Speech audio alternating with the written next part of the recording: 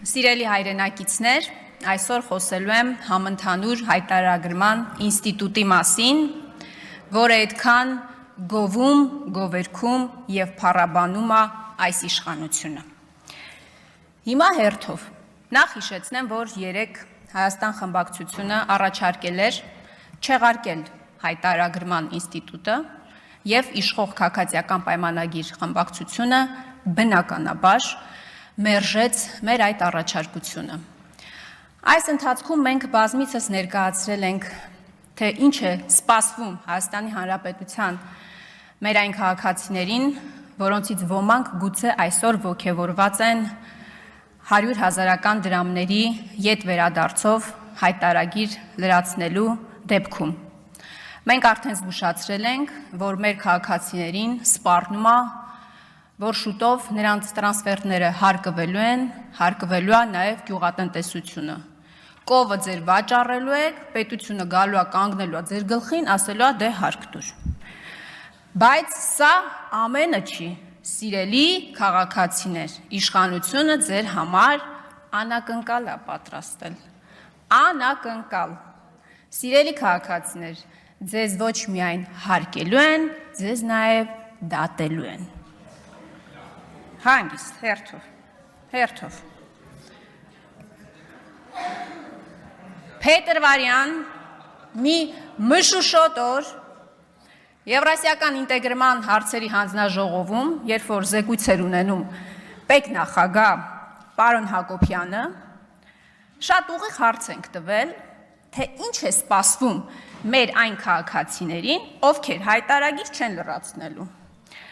Պարոն Հակոբյանը ներկայացրեց այն վարչական պատասխանատվությունը, որին ենթարկվելու է քաղաքացին։ Ասում է, դե մի անգամ 5-ից 50,000 դրամով են տուգ անելու, եթե նախազգուշացում է ստանում, դրանից հետո էլի չի լրացնում հայտարարագիրը,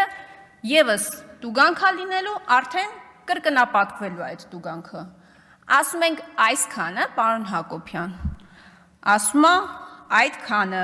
մի անգամ էլ կրկնապատկում ու այդտեղ ավարտվում է, բանալի բառը ավարտվում է։ Բայց քանի որ Նիկոլ Փաշինյանը մեզ սովորեցրել է, որ այս իշխանությունների բանավոր խոսքին հավատալ չի կարելի, և հիշում եք նաև, որ հայտնի հրաժարականների տեքստերը ինքը գրավոր էր ուղարկել պատկան մարմինների ներկայացուցիչներին, սահմանադրական անկախ մարմինների ներկայացուցիչներին, հաջորդ օրը հարցում եմ պատրաստում և ուղարկում եմ պետնախագահ Էդվարդ Հակոբյանին։ Ասում եմ, հիշում եք, պարոն Հակոբյան, երեկ նիստի ժամանակ, որ ասեցիք, տուգանք է լինելու, այդ տուգանքը կրկնապատկվելու է և այդտեղ ավարտվում է։ Այդպես է, թե այդպես չի։ Հաստատում եք, թե չեք հաստատում։ Մի ամիս մտածելուց հետո մեր պետնախագահը մի 3 էջով հարկային օրենսգրքի համապատասխան հոդվածներին այնց ծանոթացնում, որոնց ես արդեն տեղյակ եմ, բայց իմ հարցը շատ հստակ է, ասում եմ, այն ինչ-որ բանավոր ասեցիր, գրավոր հաստատում ես, և ասում է, որ քրեական հետապնդումը բացառելու հնարավորության հարցի վերաբերյալ դիրքորոշում տալը դուրս է Հայաստանի Հանրապետության պետական եկամուտների կոմիտեի իրավասությունների շրջանակներից։ Հիմա դուք կասեք, ինչ քրեական պատասխանատվության մասին է խոսքը և մեր սիրելի քաղաքացիները, ովքեր այսքան ժամանակ գիտեին, որ միայն վարչական պատասխանատվություն է սպառնում իրենց, եթե հայտարարագիր չեն լրացնում։ Սիրելի հայրենակիցներ, քրեական օրենսգրքի 444 հոդվածն է, որը սահմանում է, կարդում եմ բառացի, Հայաստանի Հանրապետության օրենսդրությամբ սահմանված հայտարարագիր ներկայացնելու պարտականություն ունեցող անձի կողմից հայտարարագրում կեղծ տվյալներ ներկայացնելը, հայտարարման ենթակա տվյալները թաքցնելը կամ հայտարարագիր չներկայացնելը առավելագույնը 3 տարի ժամկետով ազատազրկվում է և նաև ուզում եմ բառացի կարդալ 2-րդ հոդվածը։ Հայաստանի Հանրապետության օրենսդրությամբ սահմանված հայտարարագիր ներկայացնելու պարտականություն ունեցող անձի կողմից հայտարարագրում կեղծ տվյալ ներկայացնելը կամ հայտարարման ենթակա տվյալը թաքցնելը որը հանգեցրել է առանձնապես խոշոր չափերով գույքի կամ եկամտի կամ ծախսի չհայտարարման, պատժվում է ազատազրկմամբ 3-ից 6 տարի ժամկետով։ Սիրելի հայրենակիցներ, ուզում եմ ձեր ուշադրությունը հրավիրել այն հանգամանքի վրա,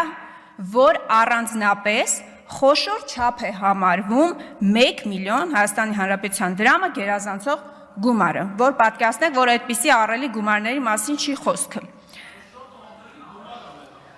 Տեսեք, 444 հոդվածը Քրեական օրենսգրքի 444 հոդվածը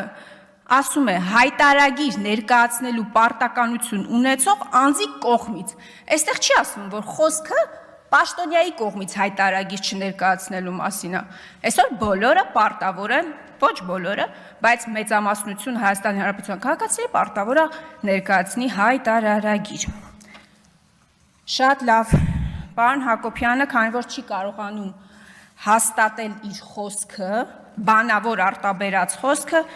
ինչ եմ անում ես, հարցում եմ ուղարկում մեր սիրելի գլխավոր դատախազին, ասում եմ տիկին գլխավոր դատախազ ջան, կա քրեական հոդված 444-ը, քանի որ մեր ՊԵԿ-ի նախագահ չի կարողանում պատասխանի այն նույն պնդումները, որոնք անում էր հանձնաժողովի նիստի ժամանակ, չի կարողանում ևս մեկ անգամ վերահաստատի իր խոսքը, խնդրում եմ դուք ասեք, արդյոք մարդը կենթարկվի քրեական պատասխանատվության, եթե հայտարարագիր չլրացնի կամ կեղծ տվյալներ ներկայացնի հայտարարագրում։ Բավականին երկար շարադրում եմ հարցը հոդվածներով եւ այլն, եւ ինչա պատասխանում գլխավոր դատախազությունը։ Այսինքն ինչ պատասխան եմ ստանում ես։ Իդեպ, սիրելի հայրենակիցներ, հարգելի գործընկերներ, հարցումը որպես ազգային ժողովի падգամավոր ուղարկել եմ տիկին Աննա Վարդապետյանին, բայց տիկինը չի բարեհաճել պատասխանել հարցմանը։ Հարցմանը պատասխանել է Արդարադատության 3-րդ դասի պետական խորհրդական Եղիազար Ավագյանը։ Ինչ է ասում Եղիազար Ավագյանը ազգային ժողովի, ինչ է ասում Եղիազար Ավագյանը ազգային ժողովի падգամավորի հարցմանի պատասխան, որ ուշադրություն, որ ձեր կողմից բարձրացված հարցի վերաբերյալ դիրքորոշում ներկայացնելը, ուշադրություն ևս մեկ անգամ, դուրս է ՀՀ դատախազության սահմանադրական լիազորությունների շրջանակից հարցման պատասխանը, դատախազության հարցման պատասխանը, դատախազը ինստիտուտ է, որը հանրային քրեական հետապնդում է հարուցում որևէ անձի նկատմամբ որևէ արարքի համար։ 3 ամիս շարունակ մի պարզ հարցի պատասխան կամ բացառում կամ հաստատում ես այդպես էլ չեմ կարողանում ստանալ։ Արդյոք քրեական հետապնդման են ենթարկվելու մեր այն քաղաքացիները, ովքեր հայտարարագիր չեն լրացնելու կամ սխալ հայտարարագիր են լրացնելու։ Հիմա օգտվելով այս հրաշալի հնարավորությունից, քանի որ մեր երկրի դատախազը, դատավորը, վարչապետը, Մսով ճաշի մասնագետը, հեծանվորդը, մեր ամեն ինչը Նիկոլ Փաշինյանն է, հրապարակային ձևակերպում եմ հարցս եւ ակնկալում եմ հստակ պատասխան, շատ հստակ պատասխան եմ ակնկալում։ Հայաստանի Հանրապետության քաղաքացին դատվելու է հայտարարագիր չներկայացնելու համար, այնպես, ինչպես սահմանում է քրեական օրենսգրքի 444 հոդվածը։ Շնորհակալություն։